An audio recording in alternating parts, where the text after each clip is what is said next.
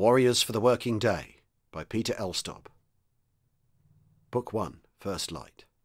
As soon as the tank stopped, Sergeant Donovan pulled the earphones off his head and rubbed his ears. The crackling of the wireless had given him a headache, and the pressure of the headset had made his ears ache too. He hung the headset from the open hatch, turning the earpieces towards him so that he could hear if his code letters were called. At the moment there was a lot of waffling going on between the colonel and his squadron leaders, and the regiment had come to a standstill with the tanks spread over the sandy common. Donovan settled himself comfortably on the small saddle-like seat and propped his feet up on the circle of armour-piercing shells running round the inside of the turret. He lit a cigarette and listened for a few moments to the confusion on the wireless. He decided there was just time for tea. "Better get a brew on, Taffy," he said to his driver. He watched, as always with amusement and admiration, the swift, efficient way the 4 members of his crew worked together to make tea inside the tank. The petrol stove was lit, and the big mess tin filled with water. The tinned milk and the tea and sugar mixture were got out from the box that was supposed to hold spare wireless valves. The battered tin mugs were swilled out and swiped round with cleaning rag. Then the gunner spun the wheel to depress the gun fully, thus raising the breech inside the turret to give them as much room as possible. Sergeant Donovan absently watched the heavy gun barrel go down until it was lying almost on top of the co-driver's escape hatch. He remembered suddenly, quite clearly, the time his tank was hit at Alam Halfa. He, the gunner, and the wireless operator had got out of the turret all right and had waited for the driver and co-driver. The seconds had dragged by. Then he had seen the hole right in front of the driver's place, and at the same moment noticed that the gun was lying across the co-driver's hatch, stopping it from coming up more than 3 or 4 inches. The co-driver's arm had come out, trying to push the gun away, just before the ammunition exploded. He shut his eyes tightly. "Traverse right," he snapped, almost before he realised it. Hogg, the gunner, was busy spreading cheese on biscuits, but his reaction was automatic, and he spun the wheel which raised the gun and began to revolve it to the right. "Steady. On," Donovan said when it was pointing straight ahead, and the traversing stopped. "All right, carry on." He ignored the questioning look in Hogg's eyes, and after a moment the youngster went back to his cheese and biscuits. He was pleased with the speed of Hogg's reaction. He'd got the gun traversing smoothly like an old-timer. By God, it might be possible to get these green kids sharp enough for the invasion yet, so that at least they'd stay alive through the first 2 or 3 actions. If they could do that, they stood a good chance. But this was the middle of May, and he knew there wasn't much time left. "Isn't that brew ready yet?" he asked testily. Taffy passed his mug up to him. "Here you are, Paddy," he said. Taffy was one of the old hands from the desert days, the only one in his crew, and the only one allowed to call him Paddy.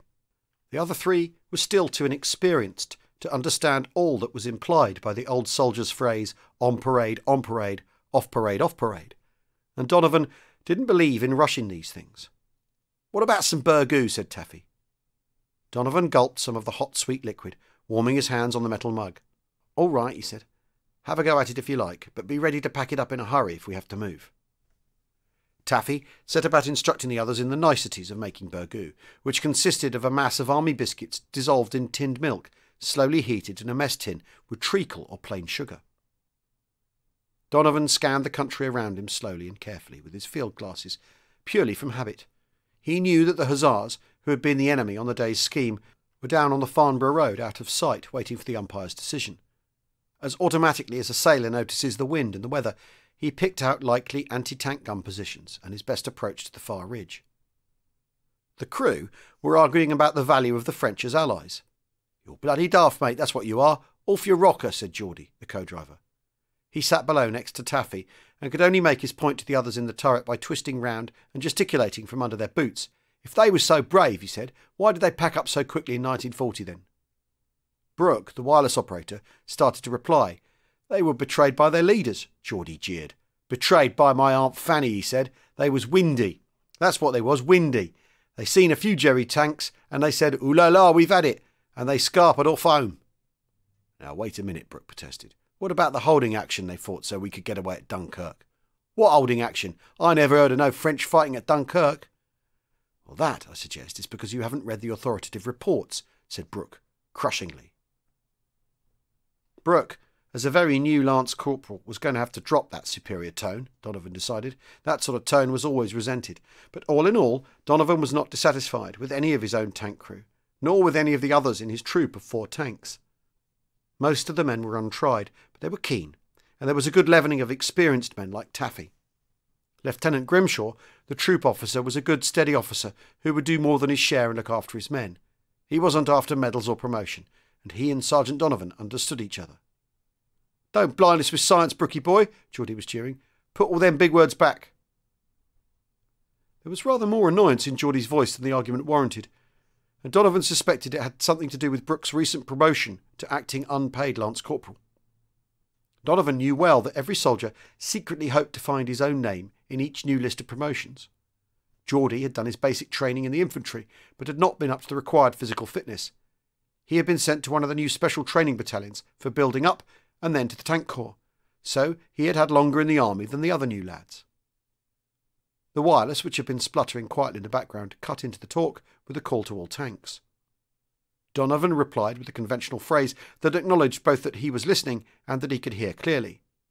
The next tank to reply should have been Smudger Smith, his troop corporal, but Smudger didn't reply, and after a pause the rest of the tanks carried on. Donovan hoisted himself up and looked over towards the troop corporal's tank. Smudger was sprinting towards it holding something in his hand. Eggs, perhaps. Scrounging, in England, within a couple of miles of Aldershot Barracks. It was typical of Smudger. There were more delays from other unwary tank commanders, and when the Major came up on the air again, he was fuming. "Hello, all stations, George Abel Baker. That was Christ bloody awful. Now get your fingers out and keep on your toes. I want you all, repeat all, reported in 90 seconds next time. Now, orders. There will be a tank commanders conference at RHQ in figures 10. The jeeps will be round to collect you all, so leave your boys where they are. All stations, George Abel Baker. Over." This time they were all waiting for it, and the replies snapped back. 1 minute and 50 seconds, that's better. Wireless silence from now. All stations, George Abel Baker. Out. The jeep from HQ arrived in a few minutes. It picked up the other 3 tank commanders, and then came for Donovan. "You're in command of the troop, Corporal Brooke," said Lieutenant Grimshaw. "Yes, sir," Lance Corporal Brooke replied smartly. He remembered he ought to salute, but the jeep was gone while he hesitated. He had been acting unpaid Lance Corporal for only a week, and except for a fatigue detail and twice on the barrack square, he had never commanded anybody. His former close friends had not yet been able to make up their minds whether he was going to be an easygoing NCO who would try not to allow the promotion to make any difference, or would move over to their side and so put an end to his old relationships. Brooke was hardly conscious of the need to make such a choice. He thought his old, easy relations would continue, that he would be obeyed because he was liked. "How about the BBC, Brookie? If there's wireless silence, no one will call us up," Hogg suggested. "We're probably all right for the next 15 minutes or so," said Brooke. He switched the A set to the BBC frequency, and they all settled back to listen to a forces record programme. Brooke moved across the turret and climbed up to the commander's place, and sat there unconsciously imitating Donovan. God, how lucky he was to be in this tank, he told himself again. He had nearly burst with pride when Major Tommy Johnson had sent for him after Eagle Scheme and told him he was pleased with his showing and was making him wireless operator to the legendary Sergeant Donovan with the double MM. Brooke had written a long letter to his parents about it. His father had said it was a jolly good show, and Brooke hoped it made up a little bit for their disappointment when his application for a commission had been turned down. His father had been commissioned immediately in the First World War, but Brooke felt that things must have been different then. He knew the invasion would come in a few weeks now, and he wished he could discover some clues to his ability to stand up to it. "Whether I am a coward," he said to himself, using the actual word deliberately. Up until now, there had been few opportunities for him to find out.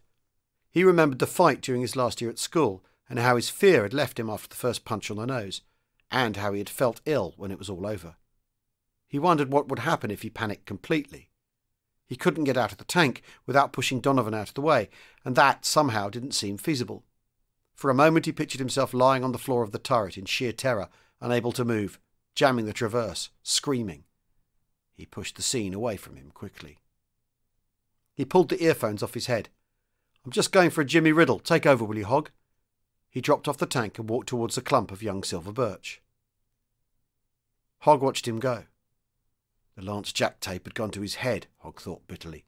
If he was so damned clever, why wasn't he an officer? Hogg was pretty sure that if it hadn't been for Brooke with his accent and his public school, he himself would have been promoted. He even let his girl think he was going to be on his last leave. Well, roll on the invasion. Perhaps Brooke would get killed and he, Hogg, would get promoted. There was no limit to what could happen in action. He watched Brooke sit down under the trees. Dozy, that's what he was. Hogg picked up Donovan's field glasses and scanned the hills, imagining himself coolly knocking out one German tank after another. Vera Lynn was singing on the wireless, and they all joined in, unmelodiously. The late afternoon sun warmed the tank, and Geordie opened his hatch and climbed out to sit with his back to the turret. He scratched the scar on his forehead where the army doctors had cut his bump out. Funny now to think of how he hadn't wanted to let them do it. The medical officer had told him that it wouldn't hurt, but it hadn't been the thought of the pain that had made him refuse, for he had been beaten often enough by his mother's blokes in his time. He had known he could never tell the MO what his grandmother had told him about the bump. He knew it was balmy, of course. She'd said that all his brains were in it, and if he ever lost it he'd go loopy, and he couldn't explain that to the MO or to anyone, because he knew it couldn't be so. But just the same, there was always the possibility that it was true. In the end, the MO had bullied him into consenting to the operation, and he had gone down to the hospital in Aldershot in a state of terror. It had got progressively worse, until at the end he had fought like a wildcat against the anaesthetic. When he came round, his hand went up to his forehead and felt a flat bandage in place of the egg-sized growth he had had for so many years. Even when they took the bandage off, and he saw how much better he looked, he hadn't lost his resentment completely. He thought of the tremendous changes the army had made in him. He had been called up to serve in the infantry, and on his first day he had sat on his palliasses in the barrack room with the pile of clothes given him at the quartermaster stores, and waited while all the other recruits changed from their civvies into uniform.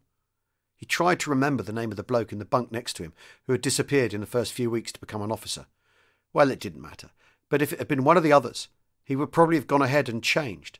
But just as he was screwing up his courage, this chap had stood up in his posh underwear and held up the long woolen underpants they had been issued with and caught Geordie's eye. "My God," he had said, "they don't expect us to wear this, do they? It's positively shaggy.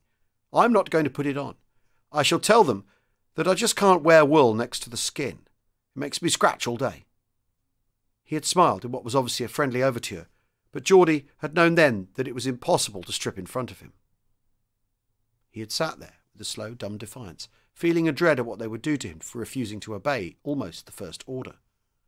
The Lance Corporal had asked him what the hell he was doing and told him to get a move on, and when he had continued to sit without replying, had sent for the platoon sergeant.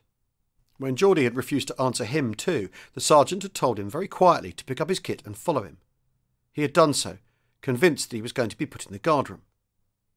But the sergeant had taken him to his own small room and shut the door. "Now, lad, what's up with 'ee?" the sergeant had said, firmly but kindly. The familiar accent and the obvious fact that the sergeant was someone he could recognise had succeeded. Without a word he had dropped his trousers and shown the sergeant the rags and newspapers tied round his legs. "I didn't want them toffs to see," he had said. "No toffs in army, lad," the sergeant had said. "Only soldiers, good uns and bad uns. You're not the first poor lad that's come, you know, not by a long chalk. I didn't have too much money myself when I joined 7 years ago. Times was bad then and I was lucky to get in. You'll say same thing when you get used to it. You can make up parcel of your civvies and change in here and we'll post 'em home. Now, hurry up." The sergeant had walked out, leaving him there. Geordie had cut away the swaddling which had served to keep him warm while sleeping in the passage where his granny had a tiny room in Newcastle. Then he had pulled on the warm, unbelievably soft woolen underwear. None of the lads had said anything to him when he walked back to the barrack room in uniform. The toff in the next bunk had been all right too, when he got to know him better. He'd given him picture magazines to look at, and once had taken a photograph of him, dressed for his first guard. Geordie had posted it to his girl. And it was the toff who had talked to him about his bump. It was funny, but he hadn't minded at all when the toff talked to him about it, although he had always been ready to fight before. The toff told him that taking it off was a simple matter, and pointed out that it wouldn't cost him anything in the army. "You'll probably have a Harley Street specialist or two do it for you, old boy," he had said. Geordie had thought it over for a few days, and had then asked the sergeant about it. "But a CMO, lad, that's what he's there for. If he says have it off, you do it." The MO hadn't asked him about it at all, but sent him to the hospital. After it was all over and he was ready for discharge, the hospital doctor had told him that he was undernourished and underweight and probably couldn't stand up to the hard life in the infantry, and they were sending him to be built up. Geordie had thought it was nonsense, but it sounded like a holiday. In 3 months, the food and exercise in the special battalion had put 2 stone on him. The PT instructors taught him unarmed combat, and when he went home for his first leave, he felt like the bloke in the muscle-building advertisements who surprises everyone who used to push him around. He had gone to his granny who, as much as anyone, had brought him up. He had given her a couple of quid, which made him feel good. His granny had told him that his mother had moved in with a chap that worked on the docks sometimes, and he had gone to see her. She was still in her dressing gown, although it was 3 o'clock in the afternoon. She was not quite drunk, not as drunk as he had seen her, that is. They had quarrelled fiercely before he had left to join the army, but she seemed to have forgotten that, and greeted him boisterously, and told him that he was looking wonderful. She'd given him a Guinness, and then her bloke had come in. "It's my son," she'd said quickly. "Oh, is it?" said a big, unpleasant-looking man, and he had glared at Geordie. "Hop it," he had said briefly. His mother told him nervously that he'd better go, and he'd left. Most of his daydreams since revolved about a scene in which he rescued his mother from drink and the docker, knocking him arse over tip like they did in the pictures. His girl, Lillian, had been very impressed with the changes in him and obviously eager to hang on to him. With his pocket full of money for the first time in his life and the self-confidence of his uniform, she had been easy. She struggled and scratched him and pulled his hair, but she couldn't stop him, and as soon as it was too late to matter any more, she stopped trying and put her arms round his neck. Afterwards she had clung to him, crying bitterly while he tried to comfort her. He swore that he would marry her, and he had meant it at that time. Now he wasn't so sure. He'd sort of been promoted when they'd put him in the tanks instead of the infantry. He wasn't the same poor sod he'd been when he joined, he told himself, not knowing nothing and scared to talk to a girl what worked in a shop and maybe didn't have to work at all. He'd been about a bit now. There was a girl in Farnborough whose dad worked in an office in London. She'd been pleased enough to go to the pictures with him, and she hadn't said no to a bit of kissing and a feel or two either. After all, Lillian was ignorant and uneducated, and she wasn't improving herself like what he was. If he came through this lot all right, and he felt pretty sure that he would, then he'd wait a bit before making up his mind about marriage. Perhaps he'd travel a bit. Australia or even the States. Why not? Other blokes had done it, and what they could do, he could do. He saw himself in New York driving a big car, with some sort of well-paid job. Or California. Hollywood.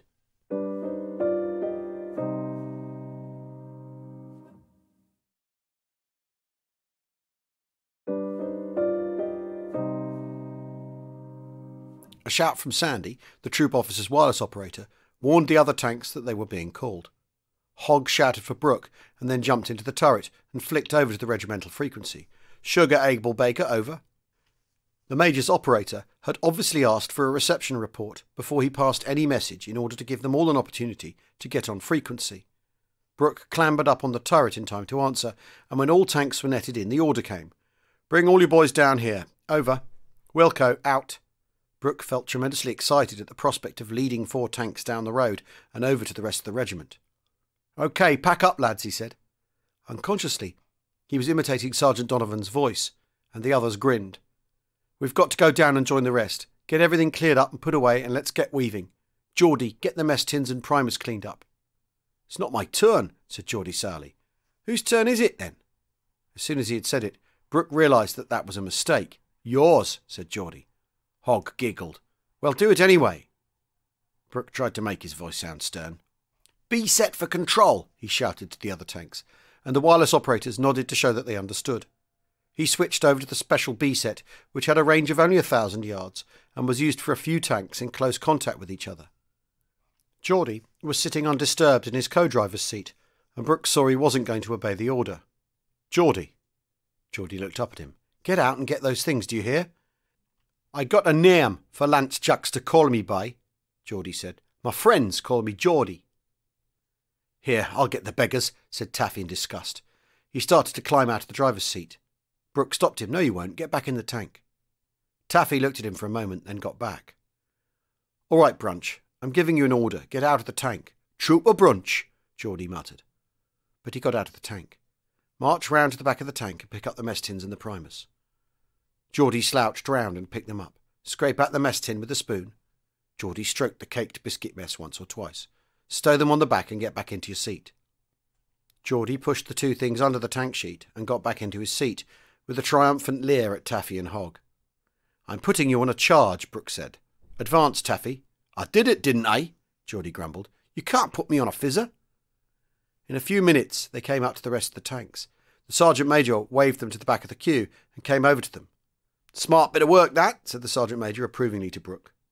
As this was almost the first normal sentence the Sergeant Major had ever addressed to him, Brooke was rather at a loss. "Thanks, Sergeant Major," he said, "but it wasn't far." "Wasn't far?" The Sergeant Major seemed puzzled. "I mean your troop catching the hussars with their slacks down this afternoon. The umpires gave us 6 tanks destroyed." He looked closely at Brooke. "What did you think I meant?" Unable to pass off the situation, Brooke said miserably, "Oh, I thought you meant my getting the tanks down here." "Oh." The Sergeant Major put his hand up to his mouth. "Oh, yes, that was pretty smart too," he said, and earned Brooke's devotion. He turned to go. "Sergeant Major," said Brooke, "just a minute, sir." "Yes?" "I want to put brunch on a charge, sir." "All right, come and see me about it when we get back tonight." He walked away. No one in the tank spoke. Brooke felt he had suddenly lost their sympathy. He sat on top of the turret, determined to make no concessions to them and feeling very much alone. Soon the tank commanders came back. "Well, we won that battle anyway," said Donovan wryly. "I wish they were all like that. Back to barracks, Taffy." Taffy had started up and swung out into the road without waiting for orders. Hogg had elevated the gun to the proper travelling position, and Brooke was checking the wireless. They were good lads, Donovan told himself again. And in some ways it wasn't a bad thing that they were so inexperienced.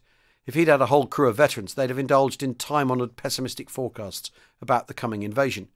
And he knew that in his present state he couldn't take much of that.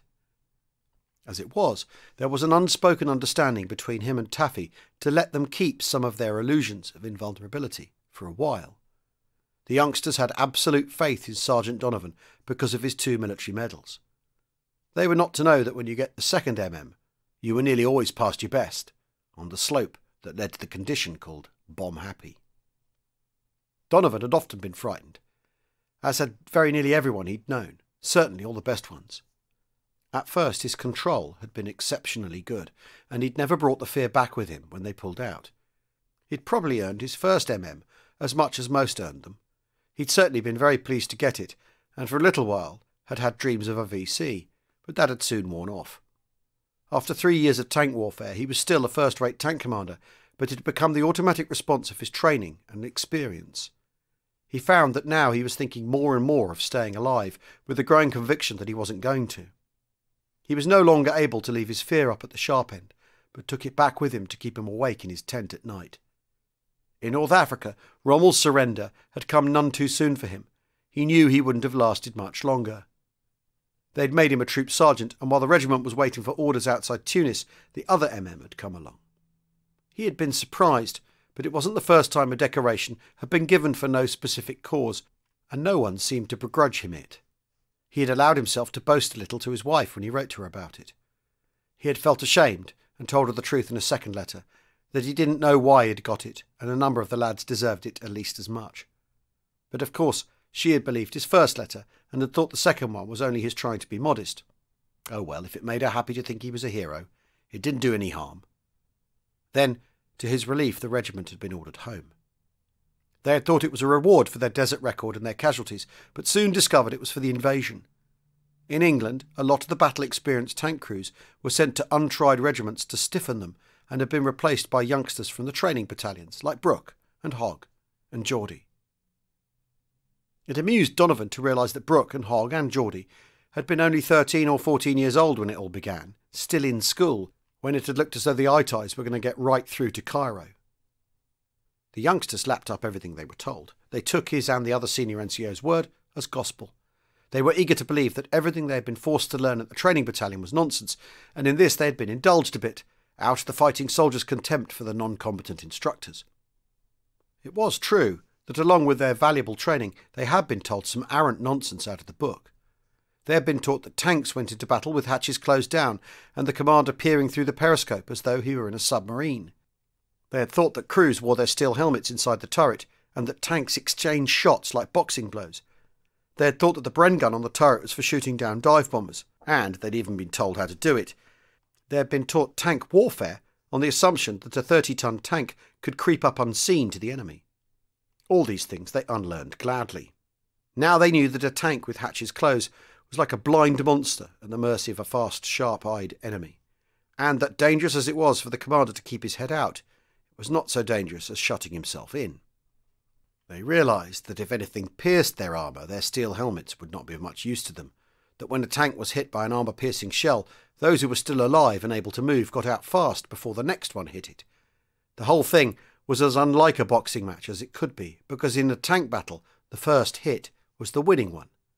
They learned with dismay that the dive bombers shot down by tanks could be counted on the fingers of one hand.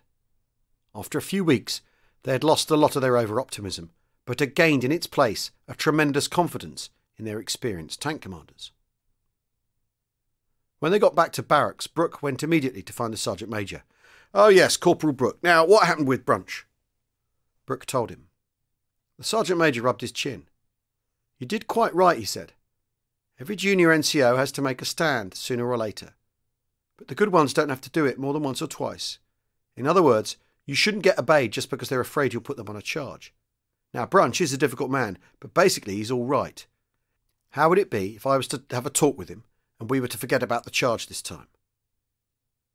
Brooke was tempted to accept the Sergeant Major's officer, but he felt it was the easy way out, and besides, Geordie's not being charged might be misinterpreted by the others. "If you don't mind, sir, I think I ought to go through with it." The Sergeant Major looked surprised and was evidently not pleased. "He'll be on squadron leader's orders in the morning then. Charge him under Section 40. As Brooke came into the barrack room, the horseplay stopped. "Brunch?" "Corporal!" shouted Geordie in parade ground style, coming to attention with a crash of his boots. "You'll be on squadron leader's orders in the morning." No one spoke. "You'd better get your kit blancoed." He turned and walked out. As soon as the door shut behind him, he heard the buzz of talk break out. "I've done more junkers than he's got service," he heard Geordie say clearly, and the others laugh. Later that evening, he went to the pub where one troop usually met. 7 or 8 of them were there, and he greeted them as a body.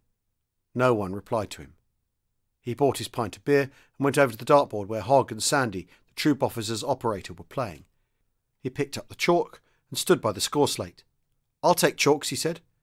It was the customary way of getting into the next game. "We can't have an NCO working for us," Hogg said. "It's against regulations." Brooke put the chalk down and walked over to the bar. "You want a game?" said a voice beside him. It was Nobby Clark, Corporal Smith's driver and one of the old desert rats. "Yes, Nobby. Right, we'll play after them, then. What you drinking, mild and bitter?" When Nobby had beaten him at 3 games of darts, they walked back to the barracks together. "I had a tape once myself," Nobby said casually, "but I didn't keep it long." "What happened?" "Old Smudge and me got copped, trying to flog an high-tie staff car in Cairo. Smudge got busted down to trooper, and I got 28 days over the wall." "He's quite a lad, isn't he?" "Old Smudger? He's the greatest shite-hawk that ever lived. He always gets his tapes back. He's too good a tank commander. I suppose they thought my tape was a mistake anyway." As they parted at the bottom of the barrack stairs, Nobby punched him gently. "Don't let 'em get you down, Brookie boy." The next morning, Sergeant Donovan put his head in the barrack room while they were waiting to go on parade. "Come out here a minute, will you, Brooke?" he said pleasantly. Brooke walked out, and significant looks were exchanged in the barrack room. The 2 of them walked down to the end of the corridor where they could not be overheard. "Sergeant Major tells me that you put Brunch on a charge." "Yes, he acted up a bit when you left yesterday, refused to obey an order, and generally tried to make me look foolish." "I see. Why didn't you tell me about it?" Suddenly, Brooke realised that he had been guilty of a gross breach of army etiquette in not telling the troop sergeant that he had put one of the troop on a charge.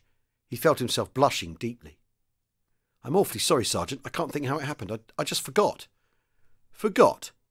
Donovan looked at him keenly. "You don't forget things like that. I'm the troop sergeant. How do you think it feels to find out that one of my men is up on a charge and I don't even know about it? The colonel himself would have made sure I knew about it." Brooke felt too miserable to reply. Donovan waited for a few moments. Then he said more kindly, "We'll forget about it this time, Brooke. Next time, use your head. Now make sure you're looking smart when you go in front of the Major. He doesn't like frivolous charges." That's all. Brooke walked round to the squadron office at 9:45. Geordie was already there, looking very much the old soldier in his best battle dress with razor-sharp creases, and his boots a dazzling black that Brooke had never been able to achieve. The sergeant major came up almost immediately and spoke to Geordie. Geordie snapped smartly to attention. The sergeant major examined Geordie meticulously and was evidently satisfied. He got the two clerks out of the office to act as escorts and stood the three of them in a row. He called them to attention once or twice and then told them to stand easy. He walked away and indicated that Brooke was to come up to him. Brooke marched quickly over and stood to attention. "Stand easy, Corporal." Brooke knew that he too was being inspected, though not as obviously as Geordie had been. "You fall in on the left and follow my orders. When I say halt, right turn, I want you about an arm's length from the escort so that you'll be standing half left from the other squadron leader. Have you got that?" "Yes, sir." "Right, go and fall in with the others then." The four of them stood together in silence. After a few moments, the sergeant major came out of the office. "Attention! Left turn! Quick march! Right wheel! Hat off!" He whipped off Geordie's beret as they marched quickly into the office. "Mark time!"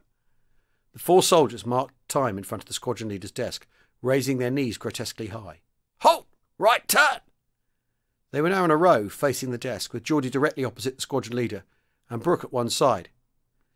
783-51245, Trooper Brunch, said the squadron leader in a quiet voice. "Sir!"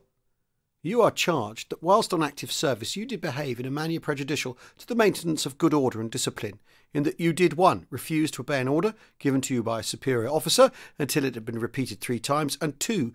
You replied in an impertinent and disrespectful manner. Do you plead guilty or not guilty?" "Guilty, sir." "Tell me what happened, Corporal Brooke." "Sir, on the 14th of the 5th, 1944, at about 6:15 p.m, I ordered the accused, Trooper Brunch, to get out of the tank and pick up the mess tin and primus stove. He replied that it was not his turn. I ordered him to do it anyway, and he still did not obey. I then ordered him the 3rd time, and this time he obeyed." Brooke had memorised the words, but he was glad to get them out without stumbling. "What have you got to say, Brunch?" "Nothing, sir." "Why did you refuse to obey an order?" "I thought it was the corporal's turn to put the stuff away, sir." "What do you mean, the corporal's turn? If you're ordered to do something, you do it. Just because the corporal or the tank commander or your troop officer sometimes choose to do certain tasks themselves doesn't mean that you have a right to demand that they do it. How long have you been in the army?" 18 months, sir." "Well, you're not a recruit any longer, and you know better than that, don't you?" "Yes, sir." "What about the second part of the charge, Corporal Brooke?" For a moment Brooke's mind went completely blank as he struggled to remember the second part of the charge. He must have looked panic-stricken, for the squadron leader repeated it.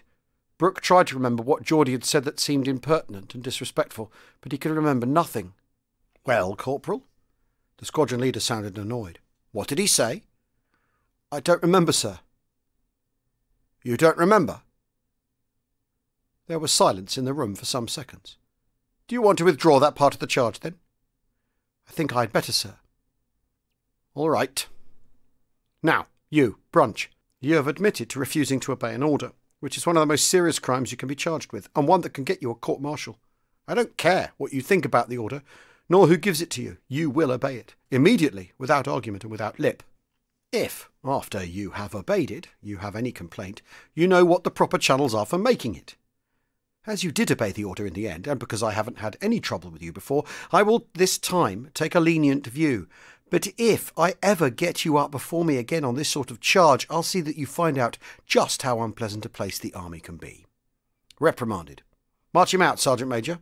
Corporal Brooke to remain here."